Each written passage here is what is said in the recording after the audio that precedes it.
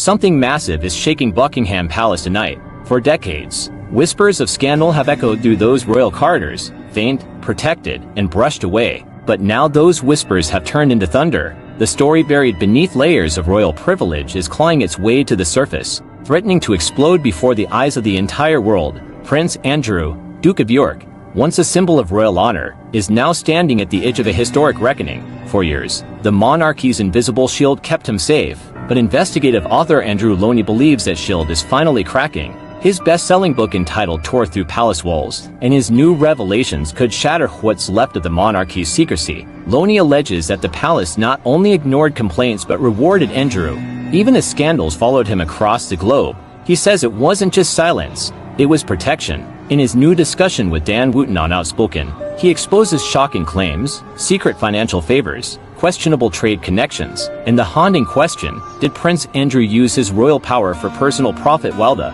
nation turned away? Let's listen to Wootton's perspective before we continue. As many royal insiders say, this also can't just be about Andrew. There has to be a reshaping of the British royal family, which also includes stripping princely titles and the right to use HRH status from Harry, Meghan, Beatrice, Eugenie, Archie, and Lily as well. But one man who has been completely behind the downfall of Prince Andrew is Andrew Lownie. He is the author of the bombshell bestseller entitled, which really was the beginning of the end for the Duke. And he still is a Duke, despite this farcical announcement last week. Andrew Lownie, so great to have you back on Outspoken. There is a huge amount to get to today. This crisis is going, the political ramifications are vast. But I want to come to first this quite extraordinary information that you have, which you say will end up seeing Prince Andrew in jail. Now, that has been a prospect that has been a worst nightmare for King Charles and Prince William for the last decade. The deep state and the establishment have done their best to avoid it from happening. Why do you now think, Andrew, that everything has changed? Well, I think it's literally changed over the weekend. I think the feeling was that the announcement on Friday really didn't go far enough. It was just a piece of window dressing. I mean, it should have come from the king. Andrew shouldn't have been allowed to get away with the sort of some of the claims he made. And public opinion is way ahead of the palace and indeed the government, rather like it was when Diana died, and the palace had to slightly swerve and respond to it. But you're absolutely right. It's no longer the problem of Andrew. It's the wider problem of the monarchy and how it has protected its own. I certainly found in my research that the palace were protecting Andrew. They were not taking any of the complaints that were made to the Queen or her secretaries. They weren't taking them seriously. Indeed, she was giving him honours each time he was quoted in some scandal. There were lots of complaints about his time as a trade envoy. He was exploiting his royal position for his own personal gain, and that was true also of Sarah Ferguson.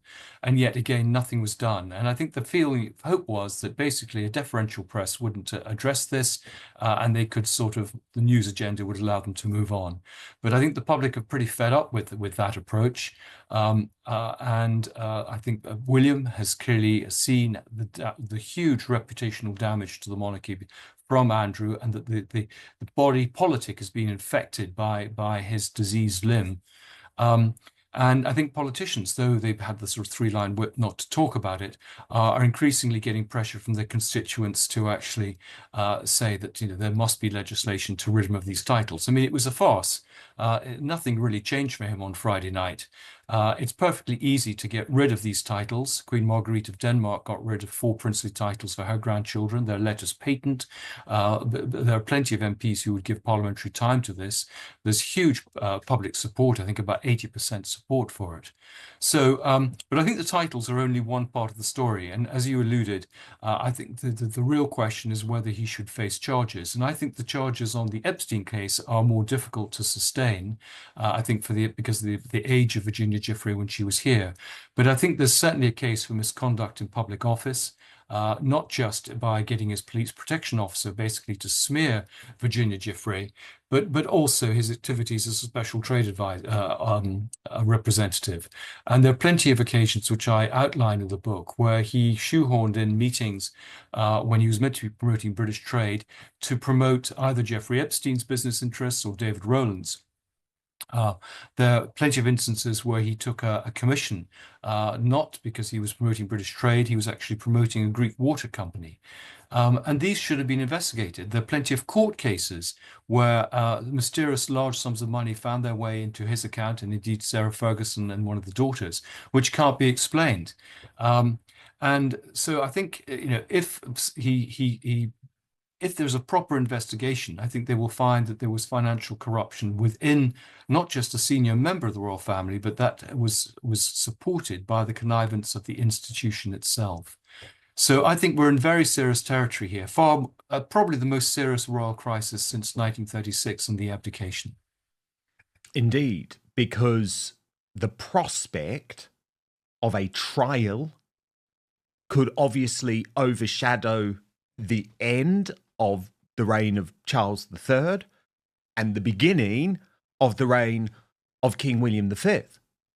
But just to be very clear, you now believe that there is a realistic path to Prince Andrew ending up behind bars, ending up jailed. If these allegations hold, the consequences could be seismic. Misconduct in public office, financial corruption, words that could drag a senior royal before a judge. Imagine the spectacle, a duke once honored by the queen now facing the law like any ordinary man. This isn't just another royal scandal, it's a constitutional earthquake. And yet, this is about far more than one man. Insiders say the monarchy is trembling from within. MPs are calling for laws to strip royal titles. Polls show public faith collapsing. Even King Charles and Prince William are feeling the heat, facing a choice that could define their legacies: protect the crown or protect the truth. This could rival the crisis of 1936, when King Edward VIII's abdication rocked the throne. Historians warn we may be witnessing the birth of a new royal era, one forged not by bloodline, but by accountability. If Andrew falls, others may follow. And the royal family as we know it may never be the same again. The silence from Buckingham Palace speaks louder than words. Behind those gilded gates, fear is spreading. Could this scandal overshadow the reign of King Charles III and haunt the rise of King William V? The answer may already be unfolding in real time. Drop your thoughts in the comments. Your voice matters in this royal storm. Do you think Prince Andrew will finally face justice? Or will the palace find a way to protect its own once again? Don't forget to like, subscribe, and turn on notifications, because the next revelation could rewrite everything we thought we knew about the British royal family. Stay tuned. This story is far from over.